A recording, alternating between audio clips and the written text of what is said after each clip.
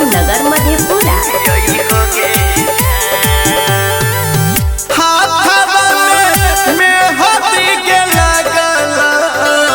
देही में हरदिया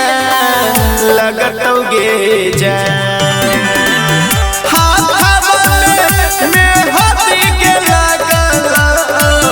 देही में हरदिया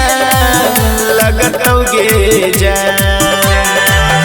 देही पाँव ढारे ले कफानमा गे जान देही पाँव ढारे ले कफानमा देवे मुँह में यगिया यही होगे जान देही पाँव ढारे ले कफानमा देवे मुँह में यगिया यही होगे जान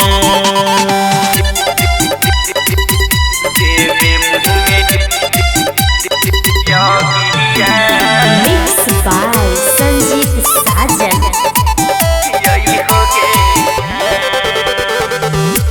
आम के लकड़ी पर सोना दीहो सुलाई चीता में यज्ञ लगाई दीहोगे जलाई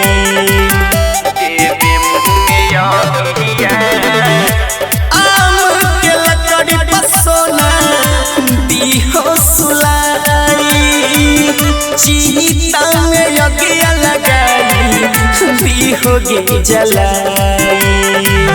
हमारा खातिर लोग ना बहई हो काया के दी हो भाषाई गे जान देही पाँव ढारे ले कफानमा देवे मुँह में यगिया यही होगे जान देही पाँव ढारे ले कफानमा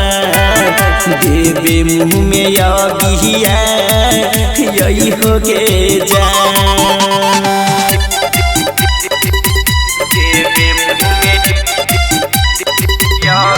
मिक्स बाय संजीत साजन। दोस्त ना तोहार पगली दोस्त तकदीर के कोई से जुदाई सहबौ हम अपन पीर के दोस्त ना तोहार पगली दोस्त तकदीर के कोई से जुदाई सहबौ हम अपन पीर के किसन के जय में ठुकराई संजीत के घर बाबा सईबे गे जान देही पाँव ढारे ले कफानमा देवे मुँह में यगिया यही होगे जान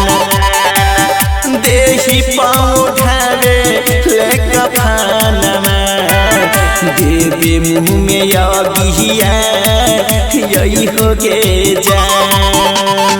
अनोखा digital recording studio Alamnagar Madhepura.